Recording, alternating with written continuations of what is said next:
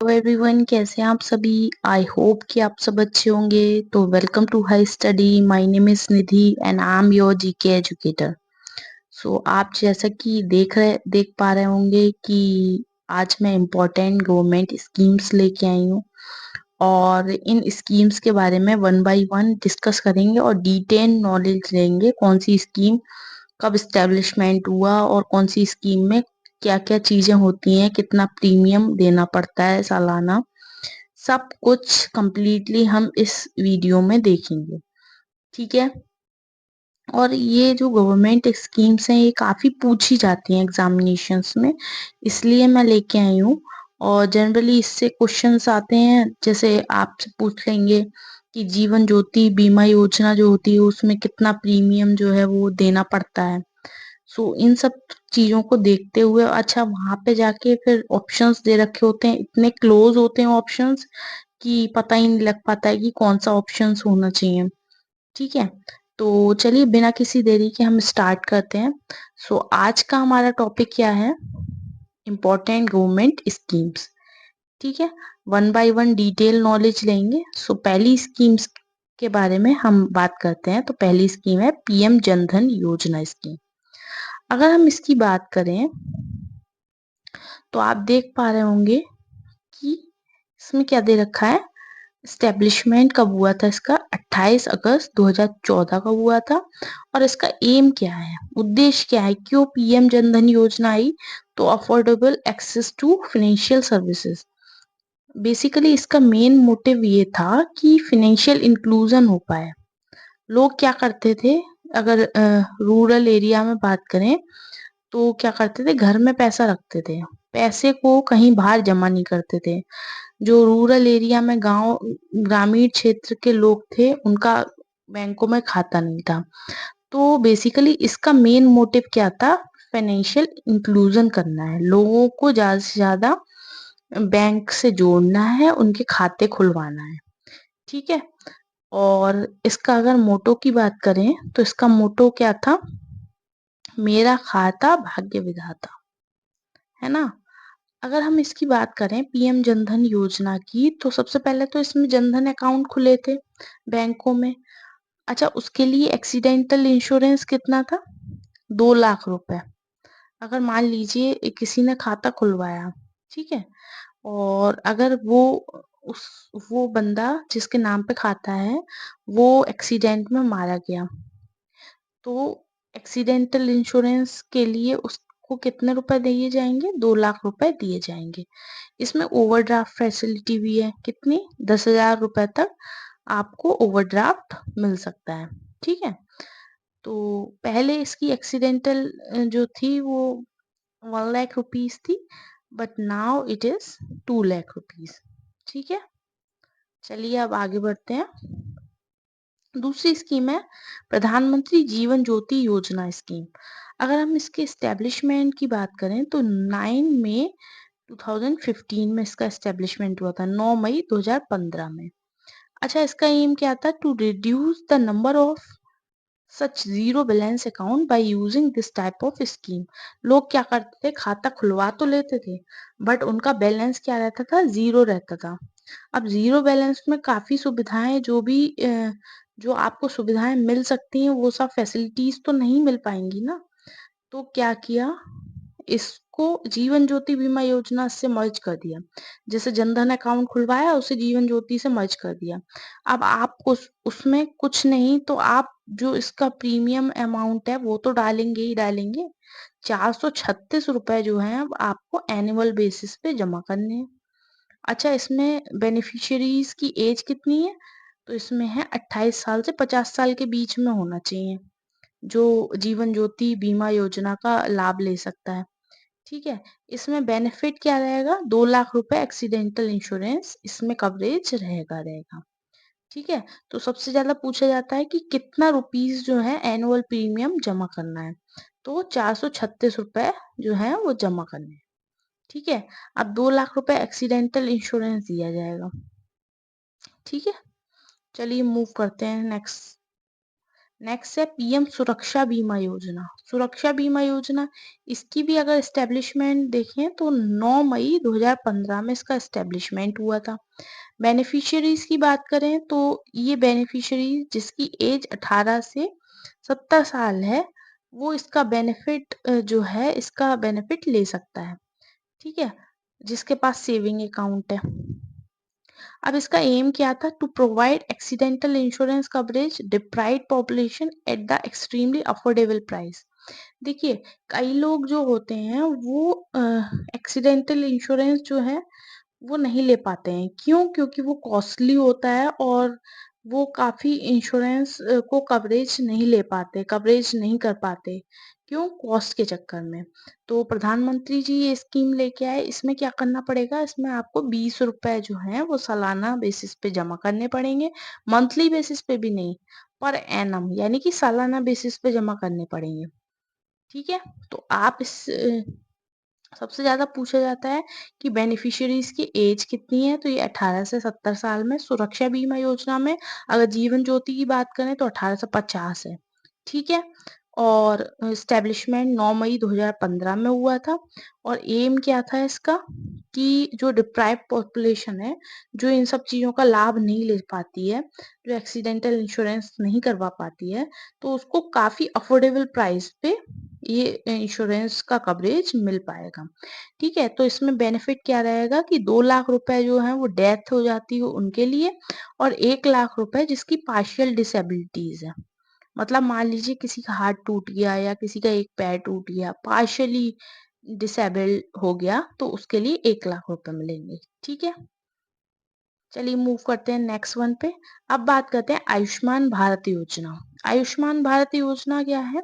तो इसका एस्टेब्लिशमेंट पहले देख लेते हैं। 23 सितंबर 2018 में हुआ था। अच्छा, अगर इसके एम की बात करें तो fulfil the sustainable development goal and universal health coverage.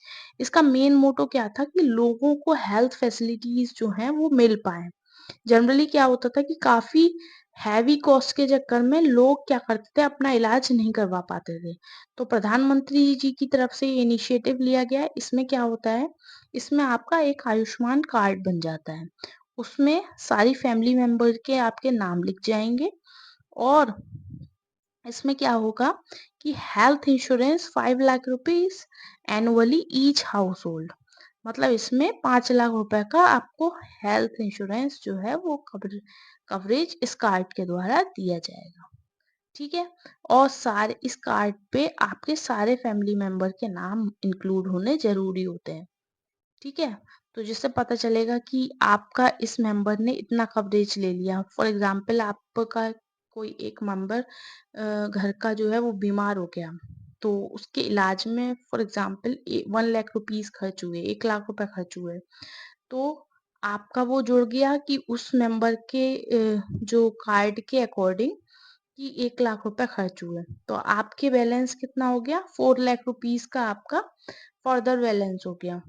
ठीक है, तो इस चीज को देखते हुए ये इसका मेनली मोटो ये होता है इस आयुष्मान भारत कार्ड मतलब भारतीय योजना का, कि कंप्लीटली हेल्थ कवरेज हर बंदे को मिल पाए विदाउट एनी बाउंडेशन और विदाउट एनी हर्डल। ठीक है, चलिए मूव करते हैं नेक्स्ट क्वेश्चन पे, नेक्स्ट योजना पे। अब बात करते हैं पीएम आवास योजना की। अगर पीएम आवास योजना की बात करें तो इसका एस्टेब्लिशमेंट कब हुआ था? 25 जून 2015 में इसका एस्टेब्लिशमेंट हुआ था। अगर हम एम की बात करें, क्यों आवास योजना लाए, तो देखिए, ensuring a pakka house to all eligible house hold.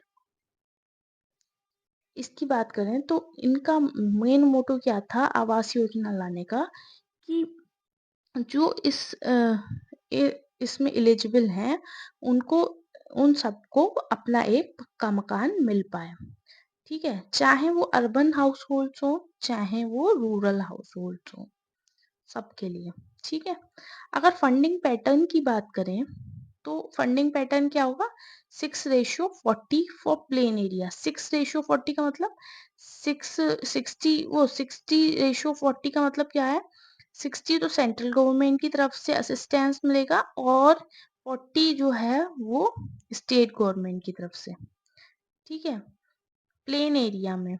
और अगर हिली एरिया और नॉर्थर्न ईस्टर्न स्टेट्स की बात करें, नॉर्थ ईस्टर्न स्टेट यानी कि पूर्वी स्टेट की बात करें तो यहाँ पे 90:10 का रेशियो होगा। 90 सेंट्रल गवर्नमेंट की तरफ से और 10 जो है वो स्टेट गवर्नमेंट की तरफ से। ठीक है, ऐसे ही जो कॉस्ट प्रोवाइड की गई तो उसमें जो प्लेन एरिया के लिए है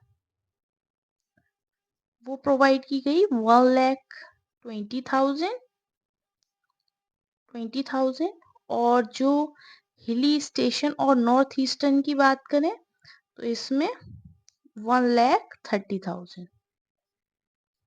ठीक है, चलिए मूव करते हैं नेक्स्ट क्वेश्चन पे। अटल पेंशन योजना। देखिए अटल पेंशन योजना पहले हम देखते हैं एस्टेब्लिशमेंट कब हुआ था, तो ये 9 मई 2015 में हुआ था, यानी कि 9 मई 2015 में हुआ था। अगर इसका एम की बात करें तो help towards economic security of those people who have depressed after their working age and retire from the professional life. अच्छा, इसमें अटल पेंशन योजना के तहत कौन लोग आएंगे? जो कि इकोनॉमिक सिक्योरिटी उन लोगों की होगी जो डिप्रेस्ड होंगे, डिप्रेस्ड क्लास से बिलोंग करते हैं और working age after their working age मतलब वो अपना काम कर चुके हैं और रिटायरमेंट ले चुके हैं अपना प्रोफेशनल लाइफ से, तो वो इसके लिए एलिजिबल होंगे। और अगर इसमें एज की बात करें तो 18 से 40 साल होनी चाहिए। ठीक है, इसमें क्या होगा कि 18 से 40 साल के बाद 18 से 40 साल के बीच में वो अपना प्रीमियम भरते रहेंगे। ठीक है, प्रीमियम फॉर एग्जांपल जैसे 1,000 रुपए हो गए, 2,000 हो गए, 3,000 हो गए, जितना प्रीमियम भरेंगे उसका उतने ही प्रीमियम के अकॉर्डिंग जब वो 60 साल के होंगे तो उनकी पेंशन बन जाएगी। क्या बन जाएगी? पेंशन बन जाएगी। उस हिसाब से उन्हें पेंशन दी जाएगी।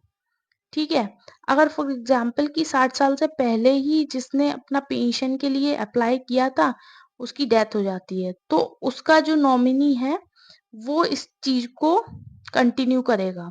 और जब वो 60 साल का हो जाएगा, जो जिसकी डेथ हो गई है, तो उसके नॉमिनी को फॉर एग्जाम्पल उसकी वाइफ को या लड़के को प्रीमियम के अकॉर्डिंग उसे पेंशन दी जाएगी। ठीक है, बेनिफिशियरीज की एज इसमें कितनी होनी चाहिए? 18 से 40 साल के बीच में होनी चाहिए। तभी अकॉर्डिंग टू दैट ही वो प्रीमियम भर पाएगा ना। अगर मान लो 50 साल का होगा तो क्या 10 साल के प्रीमियम में कहाँ उसे लाइफ टाइम तक पेंशन मिल पाएगी। ठीक है, चलिए मूव करते हैं नेक्स्ट स्कीम पे। अब बात करते हैं बेटी बचाओ बेटी पढ़ाओ। देखिए अगर एस्टेब्लिशमेंट ईयर की बात करें तो इसका एस्टेब्लिशमेंट ईयर क्या है? 22 जनवरी 2015 है ना, 22 जनवरी 2015 इसका एस्टेब्लिशमेंट ईयर है। इसका मतलब क्या है, क्यों लेके आए? तो prevent gender by sex selective elimination. बच्चों को, जो बच्चियां होती हैं उनको भ्रूण हत्या कर देते हैं उनका सेक्स जान के और उनकी हत्या कर देते हैं, तो उसको रोकने के लिए ये लेके आए। दूसरा, to ensure survival and protection of girl child. Girl child हो भी जाती है फिर भी उसका प्रोटेक्शन नहीं हो पाता है, उसे मार ही देते हैं या फिर उसको अच्छी शिक्षा नहीं देते हैं, तो उसको प्रोटेक्शन के लिए, उसके पढ़ाने के लिए सारा खर्चा जो है वो सरकार के द्वारा दिया जाएगा। तो ये इनिशिएटिव जो है वो हमारे प्रधानमंत्री नरेंद्र मोदी जी द्वारा पानीपत हरियाणा से स्टार्ट किया गया। कहाँ से? पानीपत हरियाणा से। ठीक है, पानीपत कहाँ है? हरियाणा में। अगर हम बात करें तो इसके तहत एक स्कीम आती है सुकन्या समृद्धि योजना। ठीक है, इसमें क्या होता है, जो गर्ल 10 साल से नीचे की होती हैं तो उनके लिए उनके पेरेंट्स के द्वारा एक खाता खुलवाया जाता है। सुकन्या समृद्धि योजना के तहत एक अकाउंट खुलता है। उसमें क्या करते हैं कि उसमें इंटरेस्ट रेट जो है वो 7.6% का है और उसके तहत जो है वो इंटरेस्ट मिलता रहेगा। और उसमें पैसे जमा करने हैं कितने साल तक? 15 साल तक, 15 इयर्स तक। ठीक है, 15 इयर्स तक चलेगा ये। और फिर 15 इयर्स के बाद ये कंप्लीटली जो है वो जहां आपने अकाउंट खुलवाया है वहां पे छोड़ दीजिए। फिर आप 18 साल, जब वो लड़की 18 साल की होगी तो आप उसको विड्रॉ कर सकते हैं पैसे को। क्या कर सकते हैं? विड्रॉ कर सकते हैं, निकाल सकते हैं। ठीक है, उससे पहले आप नहीं निकाल सकते। ठीक है, चलिए मूव करते हैं नेक्स्ट पे। पीएम फसल बीमा योजना। अगर हम इसकी बात करें, फसल बीमा योजना ये बेसिकली फार्मर्स के लिए, किसानों के लिए है। तो इसका एस्टेब्लिशमेंट 13 जनवरी 2016 में हुआ था। इसका एम क्या था? To reduce the premium burden on farmers. ये जो किसानों के ऊपर बर्डन हो जाता है ना, कि मान लीजिए उनकी जो क्रॉप है, फसल है, वो सड़ गई, या फिर कोई वाइल्ड एनिमल जो है उन्होंने खा लिया, तो क्या होता है कि उनके पास तो फिर कुछ रहा ही नहीं, उनका लिवलीहुड कैसे चलेगा, कैसे उनका जीवन यापन होगा। तो उस चीज को देखते हुए कैसे वो बेचेंगे और क्या क्या खाएंगे वो, तो उस चीज को देखते हुए सरकार के द्वारा बीमा किया जाता है। किस पे? उनकी फसल पे। ठीक है, तो इसमें कवरेज क्या होता है? ऑयल सीड, जिसने सरसों के दानों की क्रॉप रखी है तो वो, फूड क्रॉप, खाने वाली क्रॉप जिसने रखी है वो, कवरेज ये चीजों का होता है। एनुअल कमर्शियल और एनुअल हॉर्टिकल्चर क्रॉप्स, मतलब फल फ्रूट्स की क्रॉप्स जो होंगी। ठीक है, सब्जियों की, तो वो सब चीजें का कवरेज जो है वो फसल बीमा योजना के तहत आएगा। अच्छा, कवरेज रिस्क में क्या क्या चीजें आएंगी? Preventing sowing and planting.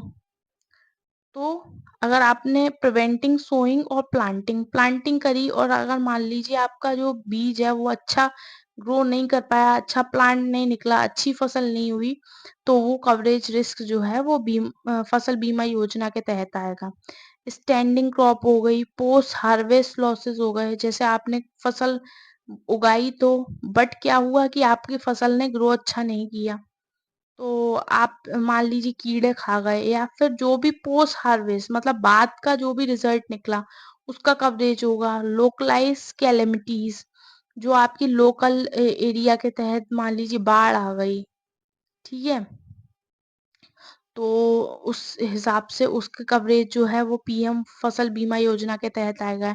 Add on coverage of crop due to due to the attack by the wild animals. आप मान लीजिए कि आपकी जो क्रॉप है उस पे अटैक कर दिया किसने? जंगली जानवरों ने, तो फिर उन्होंने खा लिया, तो वो कवरेज जो है वो पीएम फसल बीमा योजना के तहत आएगी। ठीक है, चलिए मूव करते हैं नेक्स्ट पे। Startup India mission. Startup India mission की अगर हम बात करें तो ये इसका एस्टेब्लिशमेंट कब हुआ था? 16 जनवरी 2016 में हुआ था। और इसका एम क्या था? To promote and support of startups in India by providing the bank finance. मान लीजिए किसी को अपनी कंपनी खोलनी है, एमएसएमई खोलनी है, या फिर स्मॉल मीडियम एंटरप्राइजेस खोलनी है, एसएमई खोलनी है, तो क्या होगा कि उसने अपना इनिशिएटिव तो स्टार्ट कर दिया, रोड मैप भी तैयार कर लिया, प्लानिंग भी कर ली, बट क्या है कि उसके पास फाइनेंस नहीं है, उसके पास पैसा नहीं है। तो इसके तहत जो है वो बैंक के द्वारा फाइनेंस का सपोर्ट जो है वो बैंक के द्वारा किया जाएगा। ठीक है, अब हम इसकी एलिजिबिलिटी क्राइटेरिया की बात करते हैं कि कौन एलिजिबल है स्टार्टअप इंडिया मिशन के तहत। तो जिसने कंपनी अपनी स्टार्ट की है और वो 10 साल से कम का जो है उसका लाइफ है कंपनी का, तो वो इसके लिए एलिजिबल है। दूसरा, वो कंपनी एलिजिबल है जिसका टर्नओवर 100 करोड़ से कम का है, वो कंपनी इसके लिए एलिजिबल है, वो बैंक के द्वारा फाइनेंस प्राप्त कर सकती है, लोन प्राप्त कर सकती है। ठीक है, चलिए मूव करते हैं नेक्स्ट वन पे। अब बात करते हैं पोषण अभियान स्कीम की। पोषण अभियान स्कीम काफ़ी अच्छी स्कीम है, क्योंकि जो माल न्यूट्रिशियस बच्चे हैं, महिलाएं हैं, उनको देखते हुए प्रधानमंत्री के द्वारा, जो गवर्नमेंट के द्वारा ये स्कीम लॉन्च की गई। अच्छा, इसकी लॉन्च डेट की बात करें तो 8 मार्च 2018 इसकी लॉन्च डेट है। 8 मार्च मतलब विमेन डे भी मनाया जाता है ना, इंटरनेशनल विमेन डे। तो उसको तहत देखते हुए इसकी लॉन्च डेट क्या है, 8 मार्च 2018। ठीक है, अगर हम इसकी एम की बात करें तो ensuring proper nutrition for people across the country. ये इंश्योर करते हैं कि प्रॉपर तरीके से न्यूट्रिशन जो है वो पीपल को मिल पा रहा है, लोगों को मिल पा रहा है या नहीं, अक्रॉस द कंट्री, देश में। ठीक है, अगर टारगेट पॉपुलेशन की बात करें कि कौन इस योजना के तहत, इस स्कीम के तहत जो है वो टारगेट किए जाते हैं, तो चिल्ड्रन किए जाते हैं जिनकी एज जो है वो 0 से 6 साल के बीच में हो। ठीक है, प्रेग्नेंट विमेन की जाती हैं, लैक्टेटिंग मदर की जाती हैं और एडोलिसेंट गर्ल की जाती हैं। ठीक है, एडोलिसेंट गर्ल मतलब जिनकी एज 15 साल हो। ठीक है, 15 साल हो, वो वाली विमेन वो गर्ल्स की जाती हैं। ठीक है, एडोलिसेंट कौन होते हैं? 15-16 साल की जो लड़कियां होती हैं वो एडोलिसेंट गर्ल्स कही जाएंगी। अच्छा, उसके तहत प्रोग्राम्स कौन कौन से रखे गए, तो पोषण माह प्रोग्राम, पोषण वाटिका प्रोग्राम, ठीक है, पोषण पखवाड़ा प्रोग्राम। ये प्रोग्राम इसलिए रखे गए क्योंकि इंश्योर कर पाए कि प्रॉपर तरीके से न्यूट्रिशन लोगों को मिल पा रहा है या नहीं, लोगों में अवेयरनेस है नहीं है, जागरूक है नहीं है अपने राइट्स के लिए। तो इसलिए ये प्रोग्राम्स जो हैं वो लॉन्च किए जाते हैं जिससे लोगों और महिलाओं के बीच में या उनके जो हस्बैंड्स हैं उनके बीच में अवेयरनेस जागृत रहे कि भाई हमारी जो महिला है उनके लिए ये न्यूट्रिशन ज़रूरी है, उनके लिए क्या-क्या चीज़ें ज़रूरी हैं, कौन-सी जो सपोर्ट है वो गवर्नमेंट के द्वारा दी जा रही है। तो इसलिए ये प्रोग्राम्स जो हैं वो लॉन्च किए गए। पोषण माह, पोषण वाटिका, पोषण पखवाड़ा, तो ये जो हैं वो इसलिए लॉन्च किए गए। ठीक है, इस पोषण अभियान स्कीम के तहत। ठीक है, चलिए मूव करते हैं नेक्स्ट वन पे। So this is a last scheme. और कैसा लगा आप लोगों को ये वीडियो? आई होप कि आप लोगों को अच्छा लगा हो, और काफ़ी अच्छा मैं ये कंटेंट लेके आई हूँ क्योंकि इससे एग्जामिनेशंस में क्वेश्चन बनते हैं। तो प्लीज़ इस वीडियो को अवॉइड मत करना, और काफ़ी कुछ मैंने डिटेल नॉलेज आपको इस वीडियो के माध्यम से दी है। सो अगर आप लोगों को ये वीडियो अच्छी लगी हो तो प्लीज़ इसको, वीडियो को लाइक कीजिए और ज़्यादा से ज़्यादा शेयर कीजिए, और हाँ, चैनल को सब्सक्राइब करना नहीं भूलिएगा। So thank you so much, have a nice day.